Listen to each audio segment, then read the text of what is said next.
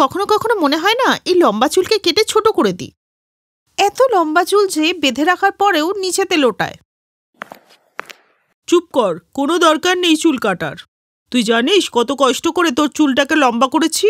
ছোটবেলা থেকে কত রকমের তেল দিয়ে তোর চুল মালিশ করেছি, অ্যালোভেরা জেল দিয়ে চুল মালিশ করেছি, তারপর নয় তুই এত লম্বা চুল পেয়েছিস। এবার মা তাড়াতাড়ি করে চুলটা বেঁধে নে, আমাদের যেতে তো দেরি হচ্ছে। হ্যাঁ মা, 10 মিনিট দাও, আমি আসছি। কিছুক্ষণের মধ্যেই প্রিয়াঙ্কা রেডি হয়ে তার মায়ের সাথে গাড়ি করে শর্মাবাবুর পার্টিতে চলে যায়, যেখানে কৌশল্যা দেবীও তার ছেলে গগনকে নিয়ে এসেছিলেন। কৌশল্যা দেবীর নজর প্রিয়াঙ্কার লম্বা চুলের ওপর পড়লে প্রিয়াঙ্কাকে ওনার খুব পছন্দ হয়। আরে বাহ, কি সুন্দর লম্বা চুল মেয়েটার, ঠিক যেন দেবী মায়ের রূপ। এত সুন্দর চুল তো আমি আজ পর্যন্ত কোনো মেয়ের দেখিনি। এই মেয়েটা যদি আমার ছেলের বউ হয়ে যায় তাহলে আমার লম্বা চুলারা বৌমার শখ মিটে যায়। প্রথম দেখাতেই কৌশল্যা দেবীর প্রিয়াঙ্কাকে খুব পছন্দ হয়, তাই তিনি শর্মাবাবুর কাছ থেকে ওদের বাড়ির ঠিকানাটা নিয়ে ওদের বাড়িতে যায়। গগনের পরিবার খুব ভালো ছিল, তাই প্রিয়াঙ্কার মা বাবা এই সম্বন্ধে রাজি হয়ে যায়। কিছুদিন পর ওদের বিয়ে হয়ে যায় আর প্রিয়াঙ্কার শ্বশুরবাড়ি চলে আসে। প্রিয়াঙ্কার লম্বা চুল দেখে প্রতিবেশীরা বলে, কৌশল্যা, তোর ছোট বউয়ের চুল তো যেমন লম্বা তেমন সুন্দর। দেখে সেই লম্বা চুল নিয়ে যাতে দুই বউর মধ্যে ঝগড়া না হয়। মানে তোমার ছোট বউয়ের লম্বা আর ঘন চুল, আর তোমার বড় বউ একেবারেই টাকলু। তাই বলছি, দেখিস আবার এই চুল নিয়ে না বাড়িতে কুরুক্ষেত্র বেঁধে যায়। ওদের এই কথা শুনে কৌশল্যা দেবীও চিন্তায় পড়ে যান। আর অন্যদিকে প্রিয়াঙ্কা তার জায়ের ন্যাড়া হওয়ার কথা শুনে অবাক ছিল। কি, আমার যা টাকলু? হ্যাঁ বৌমা, তোমার যা সত্যিই টাকলু, তাই ও বিয়ের সময় মাথায় উইগ পড়েছিল। তখনই অঞ্জলি ওখানে আসে, যে পুরোপুরি ছিল ন্যাড়া। অঞ্জলি সবই শুনতে পেল, আর এইসব শুনে ওর খুব রাগ হলো। যাকেই দেখো সে আমার জায়ের লম্বা চুলে তারিফ করছে আর আমার টাকলু মাথা নিয়ে মজা করছে। আজ পর্যন্ত কারো সাহস হয়নি আমার ঘরে ঢুকে আমাকে নিয়েই মজা করা। আজ একমাত্র এই ডাইনিটার জন্যই না আমার সাথে এরকম হচ্ছে। এই বলে অঞ্জলি রেগে প্রিয়াঙ্কার দিকে তাকালো আর ঘরে চলে গেল। এইভাবেই কিছুদিন কেটে গেল। তারপর যখন একদিন গগন প্রিয়াঙ্কার জন্য ফুলের মালা নিয়ে আসে। এই নাও সোনা, এই উপহারটা তোমার জন্য এনেছি। বাহ, এটা তো খুব সুন্দর ফুলের মালা। হ্যাঁ, কিন্তু তোমার চুলের থেকে সুন্দর না। যখন তুমি এটাকে পরবে তখন এর সৌন্দর্য আরো অনেক গুণ বেড়ে যাবে। তাহলে তুমি নিজের হাতে লাগিয়ে দাও না। গগন যখন প্রিয়াঙ্কাকে ফুলের মালাটা লাগিয়ে দিচ্ছিল তখন অঞ্জলি দেখছিল। এই দেখে ও রেগে গিয়ে নিজের স্বামীকে বলে, ভাগ্য হলে তো ছোট জায়ের মতো। একে তো ভগবান ওকে এত লম্বা সুন্দর চুল দিয়েছেন, তার উপরে ভালোবাসা দেওয়ার মতো স্বামী। তুমি তো আমার জন্য কোনোদিন ফুলও আনলে না আর মাথায় লাগিয়েও দিলে না। তাহলে তুমি কি চাও তোমার এই টাকলার জন্য আমি নিয়ে আসি? যখন এই টাকে টিকবেই না তাহলে এসবের কি লাভ? টাকলু মাথায় ফুল, ভালোই মজা করতে পারো। এই বলে মদন হাসতে হাসতে ওখান থেকে চলে যায়। বিয়ের এতদিন পর্যন্ত মদন কোনোদিনই তার বউয়ের ন্যাড়া মাথা নিয়ে মজা করেনি, কিন্তু আজকে লম্বা চুলওয়ালা যা আসাতে মদন সেটাও করল। আর এতে প্রিয়াঙ্কার ওপরে অঞ্জলির রাগ আরও বেড়ে যায়। কিছুদিনের মধ্যেই দুই বউর ঝামেলা এত বেড়ে যায় যে কৌশল্যা দেবী দুই বউর হাঁড়ি আলাদা করে দেন। প্রিয়াঙ্কা ওপরে থাকতে লাগলো আর অঞ্জলি নিচে। একদিন সবাই মিলে একটা বিয়ে বাড়িতে যাবার ছিল। কৌশল্যা দেবী অনেকক্ষণ ধরে হলে দাঁড়িয়ে দুই বউর জন্য অপেক্ষা করতে লাগলেন। বৌমারা চলে এসো, আর কত সময় লাগাবে? মা, আসলে চুল বাঁধতে একটু। হ্যাঁ হ্যাঁ বৌমা, আর বলতে হবে না, আমি তো জানি তোমার সময় লাগে। কিন্তু এই টাকলু মাথা চমকাতে বড় বৌমার এত দেরি হলো কেন? বড় বৌমা, তুমি আগে রেডি হয়ে ছোট বৌমাকে তো একটু হেল্প করতে পারতে। এবার চলো, দেরি হচ্ছে যে। আর বিয়েতে পৌঁছালে সবাই প্রিয়াঙ্কার লম্বা আর সুন্দর চুলেরই প্রশংসা করতে লাগে। প্রিয়াঙ্কা বৌদি, তুমি তো এমনিতেই সুন্দরী, তার ওপর তোমার এত সুন্দর লম্বা চুল তোমাকে আরো সুন্দরী করেছে। বলো না তুমি তোমার চুলে কি লাগাও? বৌদি এসো না, তোমার সাথে আমি একটা সেলফি তুলে সোশ্যাল মিডিয়ায় পোস্ট করব। বিয়েতে সবার চোখ প্রিয়াঙ্কার ওপরেই ছিল আর সবাই প্রিয়াঙ্কাকে ঘিরেই দাঁড়িয়েছিল। অঞ্জলি বড় যা হলেও সে সেই সম্মান পাচ্ছিল না যা ওর ছোট যা পাচ্ছিল। এই কারণে প্রিয়াঙ্কার জন্য ওর ঘৃণা আরো বেড়ে যায়। তাই বাড়িতে এসে রাতে অঞ্জলি ঘুমোতে পারেনি। খুব অহংকার না, লম্বা চুল নিয়ে দেখাচ্ছি মজা, এমন অবস্থা করব না যে মুখ দেখাতে পারবে না। পরের দিন অঞ্জলি প্রিয়াঙ্কার ঘরে গিয়ে ওর বালিশের ওপরে চুইনগাম লাগিয়ে দিয়ে আসে। কিছুক্ষণ পর প্রিয়াঙ্কা যখন রান্নাঘরে কাজ সেরে এসে বিছানায় একটু শুলো, তখনই ওর চুলে চুইনগাম লেগে গেল। আহ আহ, এটা কি কি আমার চুলে লেগে গেল? মা, এদিকে আসুন মা। কিছুক্ষণ পর দুজনেই ওখানে আসে। মা দেখো না, আমার চুলে চুইনগাম লেগে গেছে। প্রিয়াঙ্কা, আমার তো মনে হচ্ছে তোমার চুলটা কেটে ফেলতে হবে। আমি কাঁচিটা নিয়ে আসছি। না না, তার দরকার হবে না বৌমা, তুমি একটু দাঁড়াও, আমি এক্ষুনি আসছি। শাশুড়ি বরফ নিয়ে এসে ওই বরফ চুইনগামের ওপর লাগিয়ে দিলে চুইনগামটা উঠে আসে। ধ্যাত, বুড়িটা না এই প্ল্যানটা একদম ভেস্তে দিল। ঠিক আছে, এটা না হয়, অন্য প্ল্যানও আছে।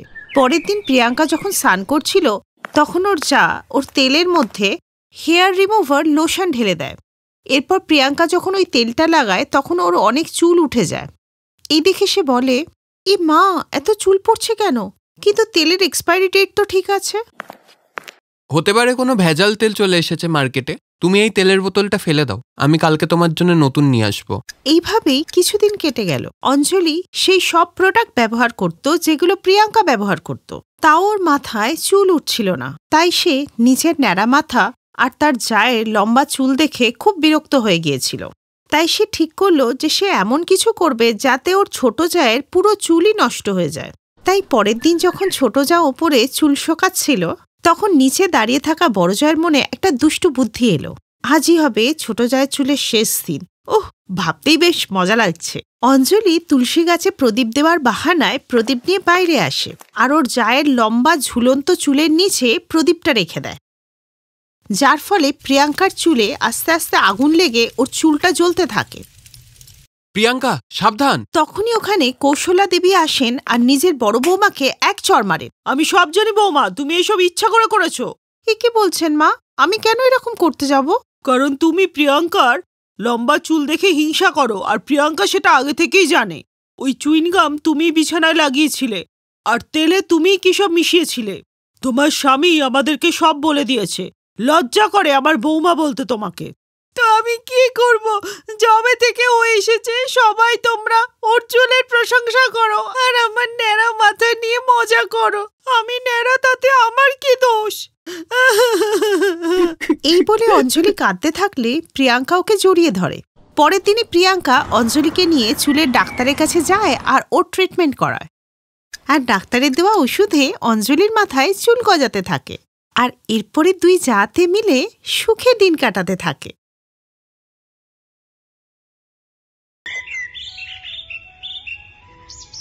ছোটবেলা থেকেই আরতি খুবই একা। তার গায়ের রং কালো হওয়ায় সে কারো থেকে কখনো ভালোবাসাই পায়নি। অন্যদিকে আরতির সৎবোন পায়েল সবকিছুই পেয়েছিল। পায়েল ফর্সা হওয়ার কারণে বাবা মা সবাই তাকে ভালোবাসত। আর তাই আজকে দুটি বোনের একসঙ্গে বিয়ে হলেও যেখানে পায়েল 1 লক্ষ টাকার লেহেঙ্গা পরল, সেখানে আরতি কিছুই পেল না। আর তাই তো সে ভাবছে যে আমার কাছে তো বিয়েতে পরার মতো একটা লেহেঙ্গাও নেই, আমি কি পরে মণ্ডপে যাব। আরতির কাছে লেহেঙ্গা তো দূরের কথা, একটা ভালো শাড়িও ছিল না। আর ছোট থেকেই তার সঙ্গে এমনটাই হতো। আরতির জন্মের সময় তার মা মারা গেছিল। আর ছোট্ট আরতির গায়ের রং কালো দেখে তার বাবা বলেছিল, আরে বাবা রে বাবা, এ তো একেবারে কয়লার থেকেও কালো। ইস, এ কিরকম মেয়ের জন্ম দিয়েছ?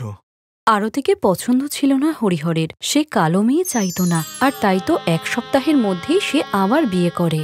আর আরতির সৎমা রত্না 1 বছরের মধ্যেই একটা ফর্সা মেয়ের জন্ম দিয়েছিল। আর হরিহর ভীষণ খুশি হয়েছিল। হ্যাঁ, এই হলো কথা। মেয়ে হবে তো ফর্সা হবে, কালো তো কুকুরে বাচ্চাও হয়। হরিহর তার নাম রেখেছিল পায়েল, যে বাবা মা সকলের ভালোবাসা পেয়েছিল। আর আরতি পেয়েছিল শুধুই ঘৃণা। সৎমা পায়েলকে বলতো, তোর মুখ দেখলে আমার খিদে চলে যায়, খাওয়ার সময় সামনে আসবি না তো, যা যা। রত্না, হরিহর আর পায়েল একসঙ্গেই বসে খাবার খেত। কিন্তু আরতি সেখানে জায়গাই পেত না। সে একা একা রান্নাঘরে বসে শুধু শুকনো ভাতই খেত। আর খাবার খাওয়ার সময় আরতির রোজ তার মায়ের কথা মনে পড়ত। মা, তুমি আমাকে তোমার সঙ্গে কেন নিয়ে গেলে না? আমি তোমার সঙ্গে থাকতে চাই। ভগবান, আমাকে ওপরে ডেকে নাও, আমি আমার মায়ের সঙ্গে থাকতে চাই। একে তো সৎ মেয়ে, তার উপরে কালো। এমন মেয়েদের কপালে সবসময় দুঃখ আর যন্ত্রণায় লেখা থাকে। এ কথাটা আরতি অনেক আগেই বুঝতে পেরেছিল। আর তাই তো সে একাই বড় হয়ে উঠেছিল। আর এদিকে ভালোবাসা পেয়ে পায়েল অহংকারী হয়ে বড় হয়ে ওঠে। এখন 2 বোনেরই বিয়ের বয়স হয়ে গেছে। আর বাড়িতে পায়েলের বিয়ের কথা হচ্ছিল। মারে, এবার তোর বিয়ের বয়স হয়েছে, এবার তোকে বিয়ে দেব, তারপর তোর বাচ্চা হবে। মা, তুমিও না, সত্যি। আমাদের মেয়ে লজ্জা পেয়েছে। সেখানে আরতি এসে বলল, হ্যাঁ রে বোন, তোকে খুব সুন্দর লাগবে। আরতিকে দেখে পায়েল রেগে গিয়ে বলে, এসে গেছিস তুই, আমাদের এক মুহূর্ত খুশিতে দেখতে পারিস না? না, নিজের এই কালো মুখটা নিয়ে চলে এসেছে। হ্যাঁ, কিন্তু বোন, আমি এমন কি বললাম তোকে? এই প্রথমত তুই আমাকে বোন বলা বন্ধ কর। আমি তোর বোন নই, তুই এই বাড়ির কাজের লোক, আর আমি কোনো কাজের লোকের বোন নই। আরে যা যা এখান থেকে, গিয়ে রান্না কর। আরে, খাওয়ার কথায় মনে পড়লো, কালকে পায়েলকে দেখতে পাত্রপক্ষ আসবে। আরতি, তুমি ওদের জন্য অনেকগুলো খাবার বানাবে কিন্তু। ঠিক আছে বাবা। এরপর আরতি সেখান থেকে চলে যায়। পরের দিন আলোক তার মায়ের সঙ্গে পায়েলের বাড়িতে পায়েলকে দেখতে আসে। সেই সঙ্গে তাদের বাড়ির চাকর রঘুও এসেছিল।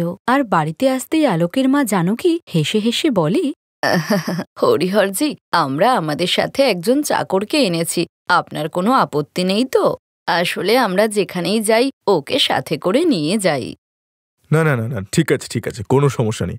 আসুন আসুন আসুন, আপনার ভেতরে আসুন। ছোট থেকেই জানকী দেবীর সঙ্গে থাকা রঘুকে নিয়ে আলোক ভিতরে আসে। জানকী আর আলোক ঘরে বসলে রত্না পায়েলকে নিয়ে সেখানে আসে। আরে বাহ, পায়েলকে তো দেখতে খুব সুন্দর। আরে বাহ খোকা, এক নজরে পছন্দও করে ফেললি। সবাই যখন বসে গল্প করছিল তখনই আরতি তাদের জন্য খাবার নিয়ে আসে। এই নিন, আপনাদের জন্য খাবার এনেছি, খেয়ে নিন, নইলে ঠান্ডা হয়ে যাবে। হরিহর বাবু, এটা কে?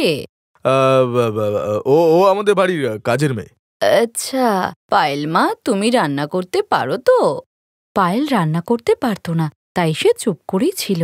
আর আরতির তৈরি করা খাবার জানকী আর আলোক খেলে তাদের খুবই ভালো লাগে।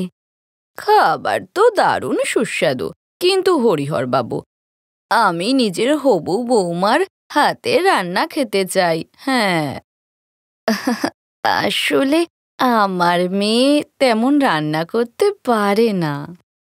না না না না, তাহলে বিয়ে হতে পারে না। তাহলে বিয়ের পরে আমরা খাবো কি? তখনই হরিহরের মাথায় একটা আইডিয়া আসে।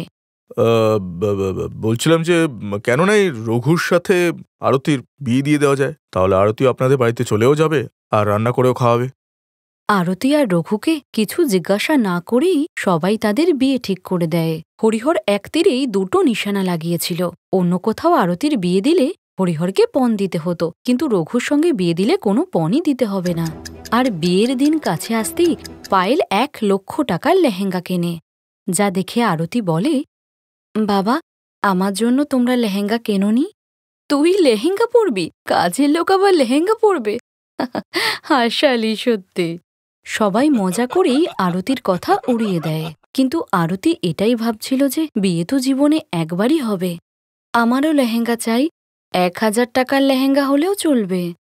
শোন, তোর জন্য আমি 1 টাকা খরচা করতে পারবো না। জানি না কোথা থেকে এসে জুটেছে। তোর তো আফ্রিকার জঙ্গলে থাকা উচিত। এরপর বিয়ের দিন চলে আসে। পায়েল 1 লক্ষ টাকার লেহেঙ্গা পরে তৈরি হয়ে যায়, কিন্তু আরতির কাছে কিছুই ছিল না পরার মতো। তাই সে তার মায়ের ছবির সামনে দাঁড়িয়ে বলে, মা, আমার এইভাবে বিয়ে হবে না? ভালো শাড়ি না লেহেঙ্গা, কেন রেখেছো আমাকে এখানে? বলো মা, উত্তর দাও। তখনই হঠাৎ আকাশবাণীর মতো আরতি তার মায়ের গলার আওয়াজ শুনতে পায়। মারে, আমি তোর মা, তোর ব্যাপারে তো আমাকে ভাবতেই হবে। বিছানার তলায় একটা ট্রাঙ্ক আছে, ওখানে আমার বিয়ের লেহেঙ্গা আছে, ওটা তুই পরে নে। মা, মা কোথায় তুমি? তোর মনে আছি রে মা, এখন তাড়াতাড়ি লেহেঙ্গাটা পর। আরতি বিছানার তলা থেকে বাক্স বার করে লেহেঙ্গা পরে নেয়। আর লেহেঙ্গা পরতেই একটা চমৎকার হয়। তার গায়ের রং কালো থেকে ফর্সা হয়ে যায়, আর নিজেই নিজেকে আয়নায় দেখে সে অবাক হয়ে যায়। এ কি, আমি এত সুন্দর, কিন্তু কি করে? এটা মায়ের ভালোবাসা রে মা। এখন যা, বিয়ের মণ্ডপে যা। বিয়ের মণ্ডপে আলোক আর রঘু পাশাপাশি দাঁড়িয়েছিল। আর মণ্ডপে পায়েল আসার পর আরতিও সেখানে আসে, কিন্তু আরতিকে দেখে সবাই অবাক হয়ে যায়। এ কি, আরতি ফর্সা কিভাবে হয়ে গেল? হ্যাঁ, এই মেয়েটা এত সুন্দর হয়ে গেল কি করে? এ তো পায়েলের থেকেও বেশি সুন্দরী হয়ে গেছে। তারপর আরতি রঘুর হাত ধরতেই রঘু লম্বা আর ফর্সা হয়ে গেল। আর সে বলল, সাহেব, জানি না আমার কি হয়ে গেছে, কিন্তু আমি আজকের পর থেকে না আপনার বাড়িতে আর কাজ করতে পারবো না। এরপর রঘু ও আরতি বাড়ি থেকে পালিয়ে এসে মন্দিরে বিয়ে করে নেয়। আর এদিকে জানকী আর আলোক এটা জেনে বিয়ে ভেঙে দেয় যে আরতি আসলে হরিহরের মেয়ে, বাড়ির কাজের লোক নয়। এদিকে পায়েল ভেঙে পড়ে আর আরতি তার মায়ের আশীর্বাদে রঘুকে নিয়ে অনেক দূরে গিয়ে সংসার করে। আর তারা দুজনে লেহেঙ্গা তৈরি করে খুব সুন্দর করে সংসার চালায়। আর এদিকে পায়েলকে কেউ বিয়েই করে না, সে 1 লক্ষ টাকার লেহেঙ্গা পরে সারা জীবন কুমারীই রয়ে গেল। Best buddies. হ্যালো ফ্রেন্ডস, এই ভিডিওটা দেখার জন্য ধন্যবাদ। যদি এই ভিডিওটা তোমাদের ভালো লেগে থাকে তাহলে প্লিজ লাইক, সাবস্ক্রাইব আর কমেন্ট অবশ্যই করবে এই ভিডিওতে। আর হ্যাঁ, শেয়ার করতে ভুলো না কিন্তু। আরো অনেক মজাদার ভিডিও দেখার জন্য নিচে দেওয়া এই বেল আইকনটাকে প্রেস করো। দেখতে থাকো বেস্ট বাডিজ।